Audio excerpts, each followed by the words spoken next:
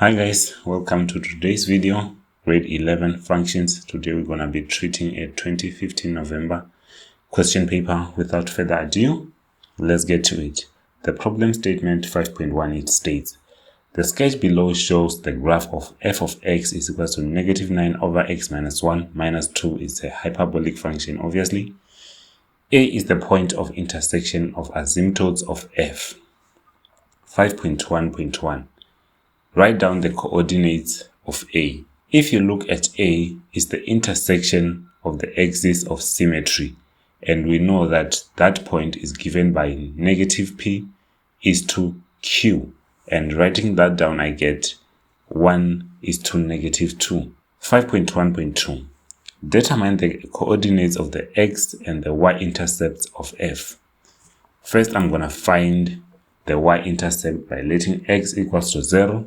And then I will have y is equals to negative 9 over 0 minus 1 minus 2, and that will dissolve to give me a y value of 7, and hence my y-intercept is given by the coordinate 0 is to 7. And now moving on to my x-intercept and let y is equals to 0, I'm going to have 0 is equals to negative 9 over x minus 1 minus 2. Moving the 2 into the left-hand side, I will have negative 9 over x minus 1 is equals to 2, and cross multiplication I will have 2 multiplied by x minus 1 is equals to negative 9, and dividing both sides by 2 I will have x minus 1 is equals to negative 9 over 2, and hence x is equals to negative 9 over 2 plus 1, and that will give me an x value of x is equals to negative 7 over 2, and hence my x-intercept coordinate will be given by the coordinate negative 7 over 2 is to 0. And moving on to 5.1.3. Write down an equation of the axis of symmetry of f that has a negative gradient. We know that axes of symmetry are given by the lines y is equals to x plus c and y is equals to negative x plus c. And because this time we have to find an equation that has a negative gradient, we'll use the equation y is equals to negative x plus c. And substituting in the coordinate that we found a in 5.1.1 above, we're going to have negative 2 is equal to negative 1 plus c, and hence c will equal negative 1. And hence my equation will look as follows: y is equal to negative x minus 1. 5.1.4. Hence, or otherwise, determine the coordinates of point that lies on f in the fourth quadrant, which is closest to point A. First, let me construct the line that they mention in 5.1.4 above, and that line will look something like this. And the point that will be closest to A will be point C. I've also constructed that and marked it with a star. You can see on my diagram that will be closest to C, because that's like a turning point of sort of that equation. And we can see that at point C, the equation of my original function f of x is equal to the equation of my axis of symmetry with a negative gradient, and hence negative 9 over x minus 1 minus 2 is equal to negative x minus 1. My graph is equal to my axis of symmetry. That's where they intersect to find the x value at that coordinate. And solving for x and moving the negative 2 into the right hand side, I will have negative 9 over x minus 1 is equal to negative x minus 1 plus 2, and hence negative 9 over x minus 1 is equal to negative x plus 1, and cross multiplication I will have x minus 1 multiplied by negative x plus 1 is equal to negative 9, and expanding the left hand side I will have negative x squared plus x minus 1 is equal to negative 9, and simplifying that a little bit further I get negative x squared plus 2x minus 1 is equal to negative 9. And moving the negative 9 into the left hand side, I will have negative x squared plus 2x plus 8 is equal to 0. And hence, dividing everything by negative 1, I will have x squared minus 2x minus 8 is equal to 0. And factorizing that, I will have x minus 4 multiplied by x plus 2 is equal to 0. And hence, x is equal to 4, or x is equal to negative 2. But we know that in the fourth quadrant, or we can see that in the fourth quadrant, the x value is positive, and hence it cannot be negative 2. It has to be positive 4. And hence I'm going to find the y value of that coordinate by substituting in the 4 into my original function, and I will have y is equals to negative 9 over 4 minus 1 minus 2, and that will give me a y value of negative 5, and hence my coordinate is 4 is to negative 5. 5.1.5. The graph of f is reflected about the x-axis to obtain the graph of g. Write down the equation of g in the form y is equals to. We know that in order for the graph to be reflected about x-axis, we change the sign of y, or if y is positive, we make it negative. If it's negative, we make it positive. And doing that for my original f of x, I'll have negative y is equals to negative 9 over x minus 1 minus y. Now I have to write it in the form y is equals to, and hence not negative y, and hence dividing everything by negative 1 to make y positive, I'll have y is equals to 9 over x plus 1 plus 2, and hence g of x will be represented by the following equation: 9 over x plus 1 plus 2. Now let's move on to 5.2. Given that h of x is equals to 4 to the power negative x plus 1. 5.2.1. Determine the coordinates of the y-intercept of h. We know that to find the y-intercept, we let x equals to 0, and doing that I'll have h of x equals to 4 multiplied by 2 to the power negative 0 plus 1, and that will give me a y value of positive 5, and hence my coordinate will be given by the point 0 is to 5. Moving on to 5.2.2. Explain why h does not have an x-intercept. Let's try to find the x-intercept. First, we're going to let y is equals to 0, as you can see, and we'll have 0 is equals to 4 multiplied by 2 to the power negative x plus 1.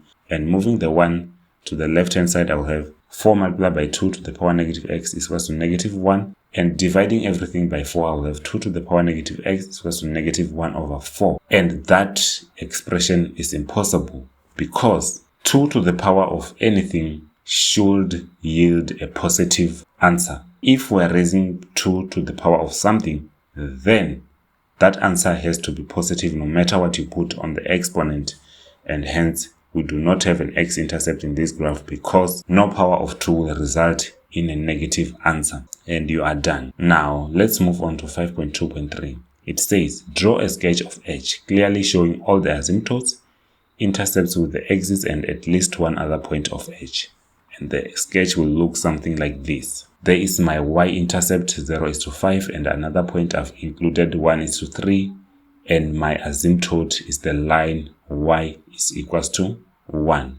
Let's move on to the last sub-question of this question, which is, describe the transformation of h to g if g of x is equals to 4 to the power 2 negative x plus 2. The graph of h was moved 4 units upwards. Why? Because I see previously the value of q was negative 2, and now it's positive 2, and hence from negative 2 to positive 2 we must have moved 4 units, and hence we have moved 4 units upwards. Let's move on to question 6. The problem statement reads as follows. The sketch below represents the graph of two parabolas, f and g. F of x is equals to half of x squared minus 8. The turning point of g is c, given by 2 is to 9, and the y-intercept of g is a, given by 0 is to 5. B and D are the x-intercepts of f and g, respectively. 6.1. Show that g of x is equals to negative x squared plus 4x plus 5. First, I'm going to write my equation in this form, or the general equation of a parabola in this form. G of x is equals to a multiplied by x minus p squared plus q. And substituting in my turning point in that equation, I'll have g of x is equals to a x minus 2 squared plus 9, because I know that p and q represent my turning point. And now substituting in the other point, which is now a, and trying to solve for a, I will have 5 is equals to a 0 minus 2 squared plus 9, and that will give me 5 is equals to 4a plus 9, and moving the 9 to the left hand side, I will have 5 minus 9 is equals to 4a, and hence 4a is equals to negative 4, and hence a is equals to negative 1. And substituting that back into the equation I've constructed, I will have g of x is equals to negative x minus 2 squared plus 9, and expanding that I will have g of x is equals to negative x minus 2, x minus 2 plus 9, and expanding that or multiplying that out, I'll have g of x is equals to negative x squared minus 4x plus 4 plus 9, and multiplying in the negative sign, I'll have g of x is equals to negative x squared plus 4x minus 4 plus 9, and hence g of x should equal negative x squared plus 4x plus 5. And you are done, and you've shown that g of x is equals to negative x squared plus 4x plus 5. 6.2. Calculate the average gradient of g between a and c. That's simple. We just use simple gradient formula because we know both coordinates. And doing that, I will say m is equals to y2 minus y1 divided by x2 minus x1, and plugging in the values of a and c, I will have 9 minus 5 divided by 2 minus 0, and that will give me a gradient of 2. 6.3. Calculate the distance or the length of BD. If you look at B, it's an x coordinate or it's an x-intercept of f, and D is an x-intercept of D. So first we have to find the x-intercept of both graphs. First, let's start by finding the x-intercept of f, and doing that we'll have y is equals to 0 in the f of x function, and we'll have 1 over 2x squared minus 8 is equals to 0, and dividing everything by 1 over 2 we'll have x squared minus 16 is equals to 0, and factorizing that I will have x minus 4 multiplied by x plus 4 is equals to 0, and hence x should equals to 4, or x should equal to negative 4. But looking at B, it's on the left hand side of the y-axis, and hence x should be negative, and hence my y value there is negative 4. Now I found the x-intercept of f. Now let's go on and find the x-intercept of g. And doing that, we'll let y is equals to 0 in g of x, and doing that I'll have negative x squared plus 4x plus 5 is equals to 0, and dividing everything by negative 1, I will have x squared minus 4x minus 5 is equals to 0, and hence factorizing that I'll have x minus 5, x plus 1 is equals to 0, and hence x should equal to 5, or x should equal to negative 1. And again, looking at D, it's on the right hand side of the y-axis, and hence x value should be positive, and hence my x value is 5 and not negative 1. And because I noticed that B and D are both on the x-intercept, hence they are on the same height, we now subtract the value of B on the value of D to get the distance between them, and hence length of BD is equals to XD minus XB, because they are on the same height. Otherwise, we would have just used the normal distance formula, but for this point, because the height is the same, we use this one, and hence substituting everything in, I will have 5 minus minus 4, and that will give me a distance of positive 9. Moving on to 6.4. Use the graph to solve for x if 6.4.1 f of x is greater or equals to 0. First, let's highlight the points of the graph where f of x is greater or equals to 0, or it's above the x-axis. Those points, I've highlighted them, or those sections, I've highlighted them in orange, as you can see below. It's from point B to negative infinity, and then from point D to positive infinity, and hence it's where x is less or equals to negative 4, or x is greater or equals to positive 4. And writing that down, I'll have that on my screen. As you can see, x is less or equals to negative 4, or x is greater or equals to positive 4. And that's what you are asked to do. Now let's move on to 6.4.2. F and G are both strictly increasing. First, let's find the coordinates where both graphs are increasing. And those points, where both graphs are increasing, I've highlighted them in orange. But if you look from negative infinity of G to point C, G is increasing. And if you look from negative infinity to A of G, only G is increasing, D is decreasing. So F starts increasing from point A up to positive infinity, and hence the points or the sections where both graphs are increasing, I've indicated them on blue. As you can see, it's from point A to point C, x-wise, and I've highlighted that in green vertical blue lines, excuse me, not green, blue lines, as you can see on my screen.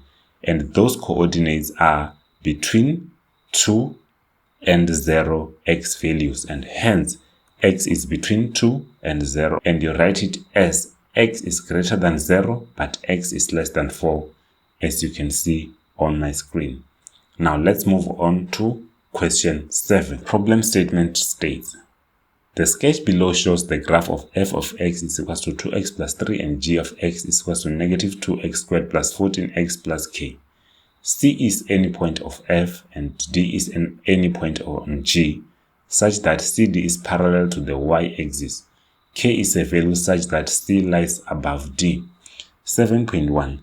Write down a simplified expression for the length of CD in terms of x and k. Again, if we look at points C and G, they have the same x value, and hence the only distance that's there is a vertical one. And to find that distance, we say yd minus yc, or LCD is equals to YC minus YD, higher point minus lower point. And substituting in my equations, I'll have LCD is equals to 2x plus 3 minus x squared plus 14x plus k, and multiplying the negative 1 into the bracket, I'll have 2x plus 3 plus 2x squared minus 14 minus k.